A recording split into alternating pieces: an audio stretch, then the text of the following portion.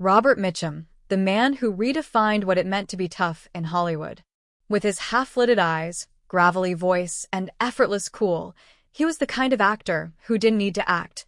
He was the role. Every move he made, every line he delivered, carried that raw, unfiltered energy that came straight from real life. But for all his charm and quiet confidence, Mitchum was a man who lived by his own code. He respected honesty, despised hypocrisy, and never faked affection. And when someone crossed that line, there was no going back. Because Robert Mitchum didn't hold grudges, he buried them. And there was one man in Hollywood he truly hated more than anyone else. Born in Bridgeport, Connecticut in 1917, Mitchum's life was far from glamorous.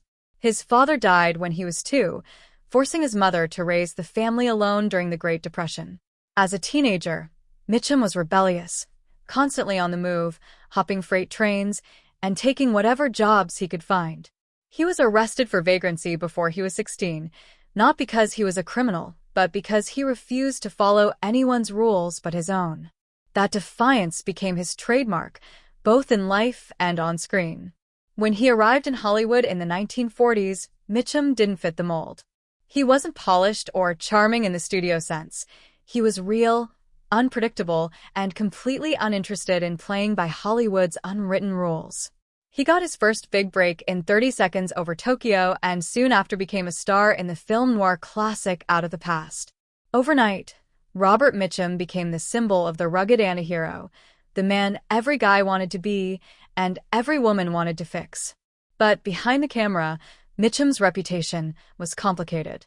He was deeply loyal to his friends but had no patience for pretenders. He detested arrogance, especially from those who hadn't earned their success. That's where the trouble began with one actor, a charming, clean-cut leading man who thought he was untouchable. The story goes that they met on the set of a mid-1950s film, two Hollywood icons forced to share the screen. The tension started small.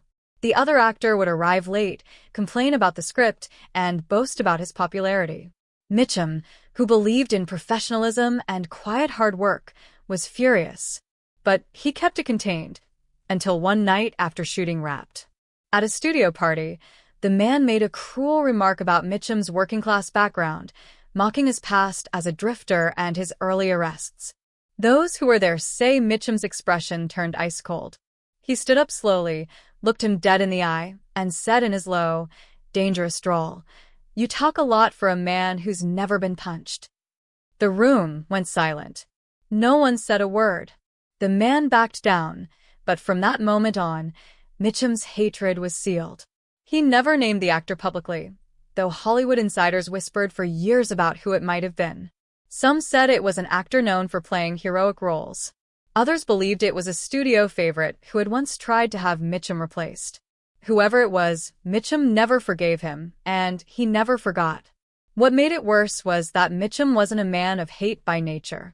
He was philosophical, even poetic in private. He wrote poetry, loved music, and often spent hours alone on set between takes, reflecting. But betrayal, especially from someone who disrespected him, was something he couldn't let go. "I can take a lot of things," he once said, "but I can't take liars and cowards. I'd rather fight an honest man than shake hands with a fake one." Even as he aged, that memory stuck with him. Friends said that whenever someone mentioned the actor's name, Mitchum's jaw would tighten, his voice would go flat, and he'd simply say, "He's not worth my time." In the end, Robert Mitchum left behind a legacy of authenticity, a man who never played the Hollywood game and never pretended to be something he wasn't. He made mistakes, sure, but he owned every one of them. And maybe that's why he clashed so hard with people who didn't live by the same rules. Robert Mitchum's story isn't just about who he hated, it's about the kind of man he was. A rebel, a poet, a fighter, and one of the last true originals in a town full of masks.